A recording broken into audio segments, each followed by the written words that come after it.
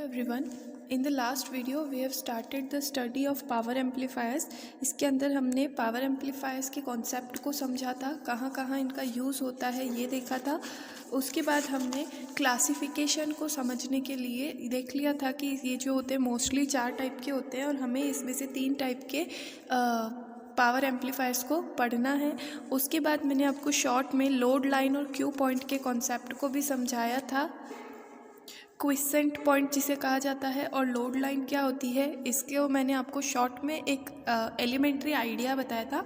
इसके बारे में हम डिटेल में बीजेटी वाले वीडियो लेक्चर्स में पढ़ेंगे, ठीक है। तो मैंने आपको बताया था कि ये जो लाइन होती है लोड लाइन, तो ये लोड लाइन जिन पॉइंट्स पर आउटपुट कैरेक्टरिस्टिक को कट करती है उन्हें हम ऑपरेटिंग पॉइंट्स कहते हैं। और जब हमारा सिग्नल ज़ीरो हो यानी कि शांत अवस्था क्विसेंट मोड में, जब कोई भी क्विसेंट मोड में जो ऑपरेटिंग पॉइंट होता है यानी कि नो सिग्नल की कंडीशन में जहाँ पर हमारी लोड लाइन जिस भी आउटपुट कैरेक्टरिस्टिक को कट करती है उसे हमने क्या बोला था, क्यू पॉइंट या क्विसेंट पॉइंट, ठीक है। तो अब हम अपना क्लासिफिकेशन स्टार्ट करेंगे। इसको स्टार्ट करने के लिए सबसे पहले हम क्लास ए एम्पलीफायर्स को देखेंगे। इस टाइप के पावर एम्पलीफायर में सबसे इम्पॉर्टेंट पॉइंट है, पहला पॉइंट कि जो क्यू पॉइंट होता है वो कहाँ होता है, यहाँ लोड लाइन के बीच में होता है, in the middle of load line, ठीक है। लोड लाइन के क्या होता है, बीच में होता है। और लोड लाइन के बीच में होने की वजह से ये जो क्यू पॉइंट है ये हमेशा एक्टिव रीजन में रहता है, always remain in active region, always remain in active region. जो हमारा क्यू पॉइंट है ये हमेशा एक्टिव रीजन में क्या होता है, बना रहता है, ठीक है। और इस क्यू पॉइंट के एक्टिव रीजन में होने की वजह से जो हमारा ट्रांजिस्टर है वो पूरे साइकिल के लिए कंडक्ट करेगा, यानी जो करंट होती है उसमें पूरे एक साइकिल में 2 पार्ट होते हैं। हाफ साइकिल जो हमारी करंट या वोल्टेज होते हैं उनमें कुछ इस तरह से होता है, एक पूरे साइकिल में 2 पार्ट होते हैं, first half part and second half part. लेकिन ये जो क्यू पॉइंट है ये करंट के पूरे साइकिल के लिए, पूरे साइकिल के दौरान भी क्या रहेगा, हमेशा एक्टिव रीजन में बना रहेगा। इसलिए ये पूरे साइकिल को, जो सिग्नल होगा हमारा करंट या वोल्टेज, उसके पूरे साइकिल को एम्पलीफाई करता है और होल साइकिल के लिए हमको क्या देता है, रिजल्ट देता है या फिर आउटपुट देता है। यानी कि इसका एंगल ऑफ कंडक्शन जो हो जाता है वो क्या हो जाएगा, एंगल ऑफ कंडक्शन 360 डिग्री। क्यों? क्योंकि ये पूरे सिग्नल को यूज़ करके हमें आउटपुट दे रहा है। तो यहाँ पर हम देख लेते हैं, अगर मैं इसको बनाऊँ तो वोल्टेज के लिए ये सिग्नल हो जाएगा और ये पूरा यूज़ हो रहा है। इसी तरह से करंट के लिए ये सिग्नल हो जाएगा, है ना। तो क्यू पॉइंट से ऊपर और नीचे से अगर हम इसको मिलाएं तो यहाँ पर पूरा सिग्नल यूज़ हो रहा है। इसमें ट्रांजिस्टर को इस तरह से बायस किया जाता है, जो भी टाइप का ट्रांजिस्टर आप यूज़ कर रहे हैं, कि वो पूरे इनपुट सिग्नल के साइकिल के लिए, जैसे हमने रेक्टिफायर में देखा था ना, फुल वेव और हाफ वेव, तो इसमें ये पूरी वेव के लिए हमें आउटपुट देता है एम्पलीफाई करके, है ना। इनपुट को क्या करता है, बढ़ा देता है। तो इस टाइप के एम्पलीफायर के लिए इसका एंगल ऑफ कंडक्शन क्या हो जाएगा, 360 डिग्री, यानी कि ये पूरे साइकिल के लिए हमको रिजल्ट देगा। दूसरी बात, ठीक है, नेक्स्ट पॉइंट हो जाएगा इसका कि इसमें सिग्नल जो है वो फेथफुली रिप्रोड्यूस होता है। Signal is faithfully reproduced without any distortion. इस लाइन का क्या मतलब है कि इस वाले टाइप के एम्पलीफायर में डिस्टॉर्शन जो होता है वो मिनिमम होता है। मिनिमम डिस्टॉर्शन के साथ ये सिग्नल को क्या करता है, एम्पलीफाई करता है। अब डिस्टॉर्शन का क्या मतलब होता है, डिस्टॉर्शन का मतलब होता है जो कि हमारा आउटपुट सिग्नल होगा वो इनपुट की हूबहू कॉपी नहीं बनाता है, यानी कि एग्जैक्ट कॉपी। अगर हमें इनपुट की एग्जैक्ट कॉपी आउटपुट में ना मिले तो हम ये कहते हैं कि हमारा जो सिग्नल है वो क्या हो गया, डिस्टॉर्टेड हो गया है। ठीक है, उसमें क्या आ गई, कुछ ना कुछ खराबी आ गई है। यानी जो सिग्नल हमने इनपुट में दिया है, अगर वो एज इट इज़ उसी तरह से बिल्कुल कॉपी होकर के हमें आउटपुट में मिलता है तो इसे हम कहते हैं कि सिग्नल में डिस्टॉर्शन नहीं हुआ है। तो यहाँ हम कोई भी टाइप का एम्पलीफायर होगा उसमें इनपुट में तो हम पूरा सिग्नल देंगे, अगर आउटपुट में भी हमें उसी तरह से बिल्कुल एज इट इज़ सिग्नल वापस मिल जाता है तो उसे हम क्या बोलेंगे कि उसका डिस्टॉर्शन मिनिमम है। ये सारे पॉइंट्स जब हम और क्लास बी और क्लास सी एम्पलीफायर देखेंगे तो और अच्छे से क्लियर हो जाएंगे। ठीक है, तो इसका नेक्स्ट पॉइंट हो गया कि इसमें सिग्नल जो है वो पूरी तरह से फेथफुली रिप्रोड्यूस हो जाता है, यानी कि उसमें कहीं पर भी कुछ मिलावट या कुछ कमी नहीं आती है और एज इट इज़ हमें सिग्नल बाहर वापस से मिलता है, वो भी एम्पलीफाई होकर के मिलता है। ठीक है, तो हम ये कह सकते हैं कि इसमें सिग्नल का डिस्टॉर्शन जो होता है वो क्या होता है, मिनिमम होता है। नेक्स्ट पॉइंट, इसकी एफिशिएंसी। एफिशिएंसी से क्या मतलब है, जो हमारे आउटपुट और इनपुट का रेशियो। ठीक है ना, यानी कि output power upon input power का रेशियो। एफिशिएंसी यानी कि दक्षता होती है और दक्षता हम हमेशा कैसे निकालते हैं, आउटपुट अपॉन इनपुट से। और हम क्या चीज़ एम्पलीफाई कर रहे हैं, पावर को एम्पलीफाई कर रहे हैं, तो ये हो जाएगी हमारी output power upon input power, ये होती है हमारी एफिशिएंसी। तो इसकी जो एफिशिएंसी होती है वो तीनों ही टाइप के एम्पलीफायर में सबसे कम होती है। इसकी एफिशिएंसी जो होती है वो मिनिमम होती है, यानी ये सिग्नल हमें पूरा का पूरा तो देता है लेकिन उसका एम्पलीफिकेशन थोड़ा कम करता है। क्लास बी और क्लास सी जितनी ज़्यादा एफिशिएंसी से उसको एम्पलीफाई करते हैं, उसके आयाम को क्या करते हैं, बढ़ा देते हैं, उतनी एफिशिएंसी से ये सिग्नल को एम्पलीफाई नहीं कर सकता है। सिग्नल हमको एज इट इज़ देता है, पूरा सिग्नल देता है, लेकिन उसका एम्पलीफिकेशन बहुत ही कम करता है। ठीक है, तो इसकी एफिशिएंसी मिनिमम हो जाएगी।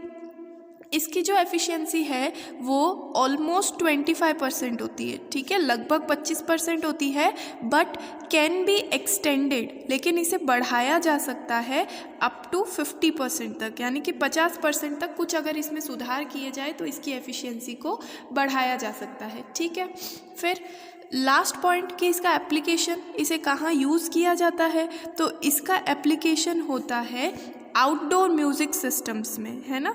जो घरों के बाहर डीजे वगैरह लगाए जाते हैं, तो आउटडोर म्यूज़िक सिस्टम में जो एम्पलीफायर्स यूज़ किए जाते हैं वो होते हैं हमारे क्लास ए एम्पलीफायर्स।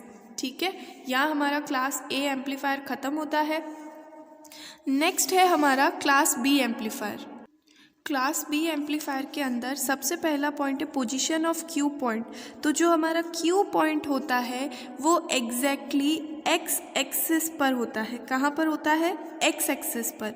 ठीक है, इसका क्या मतलब है, जो हमने क्लास ए एम्पलीफायर देखा था उसमें हमने देखा था कि क्यू पॉइंट हमेशा एक्स एक्सिस के ऊपर और लोड लाइन के बीच में होता है, लेकिन क्लास बी एम्पलीफायर में जो हमारा क्यू पॉइंट है वो कहाँ आ जाता है, एक्स एक्सिस पर आ जाता है। इसका क्या मतलब है कि जो हमारा ट्रांजिस्टर है, जो हमारा क्यू पॉइंट है, वो हाफ साइकिल के लिए एक्टिव रीजन में रहेगा, हाफ साइकिल ऑफ इनपुट के लिए किस में रहता है, एक्टिव रीजन में रहता है, लेकिन नेक्स्ट हाफ साइकिल के लिए किस में एंटर कर जाता है, कट ऑफ रीजन के अंदर आ जाता है। और जब हम ट्रांजिस्टर को पढ़ेंगे तब हम ये समझेंगे, या फिर आपको पता भी होगा कि ट्रांजिस्टर हमेशा सिर्फ और सिर्फ एक्टिव रीजन में काम करता है। कट ऑफ रीजन में एंटर करने के बाद हमारा ट्रांजिस्टर कंडक्ट नहीं करता है। ठीक है, तो इससे हमको साफ पता चल रहा है कि जो हमारा आउटपुट मिलेगा वो क्या रहेगा, आउटपुट हमें किसके लिए मिलेगा, output obtained only for half cycle, यानी कि सिर्फ आधे साइकिल के लिए हमारा ट्रांजिस्टर कंडक्ट करेगा और सिर्फ इस आधे साइकिल के लिए हमको क्या मिलेगा, आउटपुट मिलेगा, और बाकी का आधा साइकिल जो है वो बिल्कुल भी वेस्ट हो जाएगा। यानी इस आधे साइकिल में हमारा ट्रांजिस्टर जब ये वाला सिग्नल यहाँ तक पहुँचेगा तो ट्रांजिस्टर जो होगा वो कट ऑफ रीजन में एंटर हो जाएगा, और कट ऑफ रीजन में जाने की वजह से आधे हाफ साइकिल के लिए, बाद के हाफ साइकिल के लिए वो हमें कोई भी आउटपुट या फिर करंट नहीं देगा, आउटपुट पर हमें कोई भी सिग्नल नहीं मिलेगा। तो थर्ड पॉइंट हो गया, इसका जो एंगल ऑफ कंडक्शन रहेगा वो क्या रहेगा, इसका एंगल ऑफ कंडक्शन हो जाएगा 180 डिग्री। कितना हो जाएगा, 180 डिग्री। पूरे साइकिल का एंगल होता है 360 डिग्री। अब ये सिर्फ आधे साइकिल के लिए हमको आउटपुट दे रहा है, तो इसका एंगल ऑफ कंडक्शन क्या हो जाएगा, 180 डिग्री। ठीक है, आप देख ही सकते हैं यहाँ हमने क्यू पॉइंट से ऊपर और नीचे लेकर के सिग्नल को बनाया था। अब हमारा क्यू पॉइंट ही नीचे आ गया है, तो इससे बाहर कोई भी ये सिग्नल को एक्सेप्ट नहीं करेगा, क्योंकि यहाँ पर हमको लोड लाइन पर कोई पॉइंट मिल रहा है क्या, लोड लाइन तो इस तरफ है। तो अगर इससे हम सिग्नल को देखें तो ये सिर्फ आधे सिग्नल तक ही क्या करता है, कंडक्ट करता है, बाकी आधे सिग्नल के लिए हमको कोई भी आउटपुट नहीं देगा। ठीक है, तो इसका फिर नेक्स्ट पॉइंट हो जाएगा कि डिस्टॉर्शन। तो आप देख ही सकते हैं कि यहाँ पर हम इनपुट में तो इतना सिग्नल दे रहे हैं लेकिन आउटपुट में सिग्नल कम मिल रहा है, तो ऑब्वियसली इसके अंदर क्या होगा, डिस्टॉर्शन होगा। और ये जो डिस्टॉर्शन होता है ग्रेटर देन क्लास ए, यानी कि इसमें क्लास ए एम्पलीफायर से ज़्यादा डिस्टॉर्शन पाया जाता है। ठीक है, नेक्स्ट पॉइंट हो जाएगी इसकी एफिशिएंसी। लेकिन इसका डिस्टॉर्शन ज़्यादा होने के बावजूद, ये सिर्फ आधे सिग्नल को कंडक्ट करने के बाद भी इसकी एफिशिएंसी बहुत ज़्यादा होती है। इसकी जो एफिशिएंसी होती है अप्रॉक्सीमेट कितनी होती है, 78.5%। यानी ये क्या करता है, एम्पलीफाई बहुत अच्छा करता है। इसमें जो ट्रांजिस्टर इस तरह से बायस किए जाते हैं कि ये उसके एम्पलीट्यूड को क्या करता है, बहुत ज़्यादा बढ़ा देता है। भले ही इसमें डिस्टॉर्शन हो रहा है, ये आधे साइकिल को यूज़ कर रहा है, इसमें डिसिपेशन भी हो रहा है, लेकिन ये सिग्नल के एम्पलीट्यूड को क्या कर देता है, बढ़ा देता है। और एम्पलीफिकेशन ज़्यादा करने की वजह से इसकी जो एफिशिएंसी होती है वो होती है 78.5%। ठीक है, इसके अंदर का जो हमारा सर्किट है उससे हमें कंसर्न नहीं है, क्योंकि हमारे सिलेबस में मेंशन नहीं है। हम सिर्फ क्या पढ़ रहे हैं, इसका क्लासिफिकेशन और उसके मेन फीचर्स और उनके कैरेक्टरिस्टिक। ठीक है, तो हम ये देख सकते हैं कि इसमें ट्रांजिस्टर को इस तरह से बनाया जाता है कि वो एम्पलीफिकेशन बहुत अच्छा करता है और उस वजह से उसकी एफिशिएंसी जो होती है बहुत ज़्यादा होती है। यहाँ पर एफिशिएंसी 25% थी और ज़्यादा से ज़्यादा 50 हो सकती है, लेकिन यहाँ पर इसकी एफिशिएंसी 78.5% तक एक्सटेंड की जा सकती है। इस टाइप के एम्पलीफायर्स का जो यूज़ होता है वो ऑडियो सिस्टम एम्पलीफायर में किया जाता है। किस टाइप में किया जाता है, ऑडियो सिस्टम एम्पलीफायर्स में इनका यूज़ किया जाता है, या फिर रेडियो फ्रीक्वेंसी एम्पलीफायर जो होते हैं उनमें भी इनका यूज़ किया जाता है। जो हमारे पावर एम्पलीफायर है उनका एक बहुत अच्छा यूज़ कम्युनिकेशन सिस्टम में भी होता है, जहाँ पर हमको बहुत बड़े बड़े लार्ज सिग्नल्स को हैंडल करना होता है। तो जो कम्युनिकेशन सिस्टम होते हैं उनमें भी किस टाइप के एम्पलीफायर यूज़ किए जाते हैं, पावर एम्पलीफायर्स को यूज़ किया जाता है। तो इसमें क्लास बी वाले को हम रेडियो फ्रीक्वेंसी एम्पलीफायर की जगह पर भी यूज़ करते हैं। नेक्स्ट है हमारा क्लास सी एम्पलीफायर। ये है हमारा क्लास सी एम्पलीफायर का output characteristic.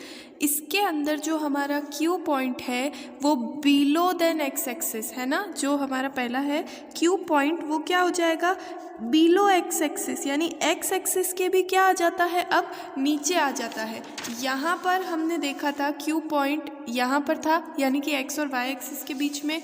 Next class B वाले में हमारा क्यू पॉइंट एक्स एक्सिस पर होता है, लेकिन क्लास सी एम्पलीफायर के अंदर हमारा जो क्यू पॉइंट है वो एक्स एक्सिस से भी नीचे आ जाता है। तो इसमें हम कह सकते हैं कि जो हमारा एम्पलीफायर होता है या जो ट्रांजिस्टर होता है वो लेस देन 180 डिग्री के लिए एक्टिव रीजन में होता है ना, यानी कि एक्टिव रीजन के अंदर 180 डिग्री से भी कम एंगल के लिए रहता है, यानी कि लेस देन हाफ साइकिल। ये आधे साइकिल को भी यूज़ नहीं करता है, आधे से भी कम साइकिल को क्या करता है, यूज़ करता है। तो अगर हम इसका बनाएं ये सिग्नल, तो ये देखिए सिर्फ ये सिग्नल जो होता है वो यूज़ होता है, बाकी का सिग्नल यूज़ नहीं हो पाता है जैसे। और यहाँ जो हमें आउटपुट मिलेगा वो भी सिर्फ इस सिग्नल के लिए मिलेगा, और जो कि 180 डिग्री से भी क्या है, कम है। ये पूरा साइकिल 180 डिग्री का है, लेकिन हमें आधे से भी कम साइकिल के लिए क्या मिलता है, आउटपुट मिलता है। आधे से भी कम साइकिल को क्या किया जाता है, यूज़ किया जाता है। Less than half cycle is used from input के आधे से भी कम साइकिल को यूज़ करके और हमें आउटपुट मिलता है, इसीलिए इसके अंदर एंगल ऑफ कंडक्शन जो हो जाएगा वो हो जाएगा लेस देन 180 डिग्री। इसका एंगल ऑफ कंडक्शन हो जाएगा लेस देन 180 डिग्री, यानी 180 डिग्री से भी कम, आधे साइकिल से भी कम के लिए ये क्या करता है, कंडक्ट करता है और हमें आउटपुट देता है। ठीक है, इस वजह से डिस्टॉर्शन देख लेते हैं क्या हो जाएगा। डिस्टॉर्शन इसका क्या हो जाएगा, मैक्सिमम हो जाएगा, है ना। यानी कि तीनों टाइप के एम्पलीफायर्स को अगर हम कंपेयर करें तो क्लास सी एम्पलीफायर का जो डिस्टॉर्शन होगा वो क्या होगा, मैक्सिमम हो जाएगा। ठीक है, क्यों, क्योंकि इसका क्यू पॉइंट एक्स एक्सिस से भी नीचे होता है, इसलिए आधे से भी कम साइकिल के लिए हमारा ट्रांजिस्टर जो है वो एक्टिव रीजन में रहता है और कंडक्ट करता है, और बाकी 3/4 लगभग 3/4 साइकिल के लिए क्या होता है, ये कट ऑफ रीजन में चला जाता है और 180 से कम इसका कंडक्शन एंगल होता है। यानी कि ये कुछ भी हो सकता है, 150 भी हो सकता है, 120 भी हो सकता है, लेकिन ये 180 से हमेशा क्या रहता है, कम रहता है। और जो हम सिग्नल तो पूरा दे रहे हैं लेकिन आउटपुट पे हमें पूरा सिग्नल नहीं मिल पाने की वजह से इसमें डिस्टॉर्शन जो होता है वो सबसे ज़्यादा होता है। लास्ट पॉइंट हम देख लेते हैं इसकी एफिशिएंसी। लेकिन देखा गया है प्रैक्टिकली कि जो इसकी कंस्ट्रक्शन होती है उस वजह से इसकी एफिशिएंसी मैक्सिमम होती है। कैसी होती है, मैक्सिमम। इसकी एफिशिएंसी अप्रॉक्सीमेटली 95% होती है। ठीक है, यानी कि इसको बहुत ज़्यादा एफिशिएंट मान सकते हैं हम। ये एम्प्लीफिकेशन जो है वो बहुत ज़्यादा करता है, लेकिन सिग्नल के अंदर डिस्टर्बेंस या फिर डिस्टॉर्शन भी क्या होता है, बहुत ज़्यादा होता है। लेकिन फिर भी ये यूज़फुल है कि इसकी एफिशिएंसी क्या होती है, बहुत ही ज़्यादा। इसको नियर टू 100% भी हम मान सकते हैं। एक करेक्शन है, रेडियो फ्रीक्वेंसी एम्पलीफायर में क्लास बी को ना यूज़ करके क्लास सी का जो यूज़ होता है एप्लीकेशन, इसे हम रेडियो फ्रीक्वेंसी एम्पलीफायर के तौर पर यूज़ करते हैं। क्यों, क्योंकि ये एम्पलीफिकेशन बहुत ज़्यादा हद तक कर देता है ना, यानी कि ये सिग्नल के एम्पलीट्यूड को बहुत ज़्यादा क्या कर देगा, बढ़ा देगा। और रेडियो फ्रीक्वेंसी ट्रांसमिशन जो होता है, यानी कम्युनिकेशन के अंदर जब हमें फ्रीक्वेंसी को ट्रांसमिट करना होता है, उस केस में हमें एम्पलीट्यूड सिग्नल का बहुत ज़्यादा बढ़ाना पड़ता है। ठीक है, उस केस में हम इसको यूज़ करते हैं, यानी कि क्लास सी एम्पलीफायर को हम रेडियो फ्रीक्वेंसी एम्पलीफायर के तौर पर यूज़ करते हैं। क्लास बी एम्पलीफायर जो है वो ऑडियो सिस्टम एम्पलीफायर में यूज़ होता है, और क्लास ए एम्पलीफायर जो है वो म्यूज़िक सिस्टम्स में यूज़ किया जाता है। तो ये हुआ हमारा क्लास ए, क्लास बी और क्लास सी एम्पलीफायर। इन सारी चीज़ों को पढ़ करके आप इनके बीच में डिफरेंशिएशन की टेबल को भी फॉर्म कर सकते हैं। हमने इन तीनों का बहुत अच्छे से कंपैरिजन और इनके कुछ इंपॉर्टेंट पॉइंट्स को पढ़ा। I hope you understand.